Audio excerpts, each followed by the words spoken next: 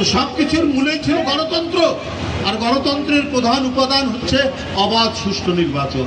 কিন্তু বাংলাদেশে গণতন্ত্রের খুব দুর্ভাগ্য, গণতন্ত্র নিজেই এক দুর্ভাগ্যের মধ্যে পড়েছে। অবাধ সুষ্ঠু নির্বাচন নিয়েই যেন গড়িমসি। জনগণের আস্থা, রাজনৈতিক দল যারা আন্দোলন করেছেন, যারা শেখ হাসিনার আন্দোলনে গুম খুনের শিকার হয়েছেন, তাদের সমর্থন ডক্টর ইউনূস সাহেব পেয়েছেন। কিন্তু কোন সুতার টানে, কার পরামর্শে তিনি নির্বাচন নিয়ে কেন জানি টানা হিচড়া করছেন। নির্বাচন নিজেই একটা মনে হচ্ছে এই সরকারের কারণে টানাপোড়েনের মধ্যে আছে। কেন? এটা তো হওয়ার কথা নয়। এই পরিস্থিতি হবে কেন? আমরা সব না বুঝলেও কিছুটা বুঝি। উনি বলে দিলেন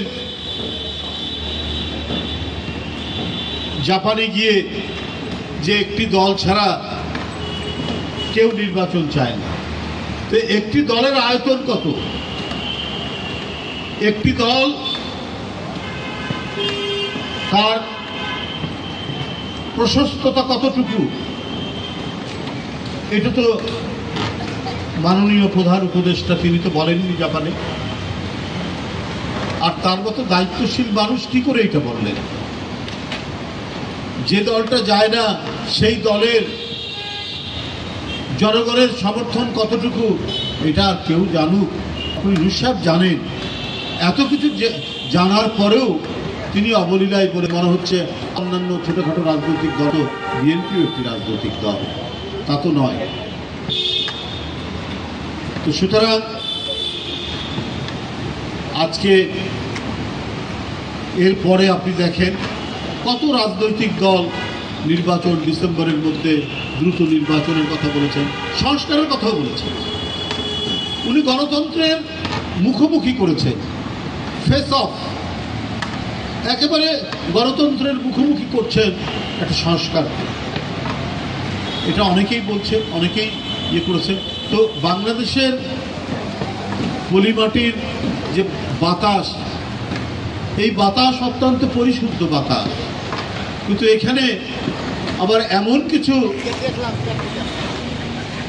পঙ্কিল বাতাসও প্রবাহিত হয় যে অনেকে ক্ষমতায় আসলেই চিরস্থায়ীভাবে থাকার একটা স্বপ্ন দেখেন।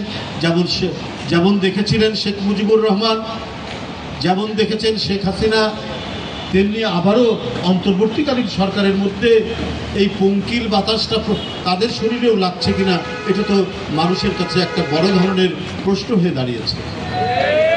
কেন এই অবস্থা তৈরি হল? কেন আজকে দুই একজন লোকের কথায় বা রাজনৈতিক দলের কথায় তিনি এই ধরনের সিদ্ধান্ত নিচ্ছেন? এপ্রিল মাস প্রচণ্ড খরতাপ, বৈশাখ মাস, চৈত্র এবং বৈশাখ প্রচণ্ড গরম থাকে। এক। দুই নম্বর হচ্ছে এই সময়ের মধ্যে ম্যাট্রিক পরীক্ষার প্রস্তুতি, ইন্টারমিডিয়েট পরীক্ষার প্রস্তুতি এবং সমমানের সমপর্যায়ের আরও দাখিল আপনার মাদ্রাসার বিভিন্ন পরীক্ষায় সময় হয়। তাহলে এইটা আপনি বেছে নিলেন কি করে? আর কেবল রোজার ঈদ শেষ হবে তো মানুষ রোজার মাসে রোজা রাখবে, সিয়াম সাধনা করবে, না নির্বাচনী প্রচার করবে? কারণ যদি এপ্রিলে যদি আপনার নির্বাচন হয় তাহলে রমজান মাসে নির্বাচনী প্রচার করতে হবে। নির্বাচনী প্রচার তো গুরুত্বপূর্ণ। এখানে যারা শুধু ক্যান্ডিডেট নয়, ক্যান্ডিডেটদের যারা সমর্থক তারাও অন্তর্ভুক্ত থাকবেন। বাংলাদেশে নির্বাচন, অবাধ সুষ্ঠু নির্বাচন একটা উৎসবের মতো। আমরা মনে করি এবারে অবাধ সুষ্ঠু নির্বাচন আমাদের যে প্রত্যাশা, সেই প্রত্যাশা যে হওয়ার কথা, তাহলে গোটা নির্বাচনী প্রচারণাটা রমজান মাসে করবে। তো কি করে এটা সম্ভব? রমজান মাস একটা ধর্মীয় পবিত্র মাস, ইবাদতের মাস। মানুষ তারাবি পড়ে, মানুষ সেহরি খায়, মানুষ সারাদিন রোজা রাখে। তো এই রোজা রাখবে না ওই গরমের মধ্যে সে নির্বাচনী প্রচারণা চালাবে? এটা একেবারে অর্বাচীনের মতো, অপরিণামদর্শী এই সিদ্ধান্ত। কারণ আমরা জানি যে নির্বাচনেরও একটা বছর আছে। এ ধরনের অক্টোবর নভেম্বর থেকে বড়জোর ফেব্রুয়ারি পর্যন্ত একটা নির্বাচনের মাস, আন্দোলনের সময় হয়, নির্বাচনের সময় হয়।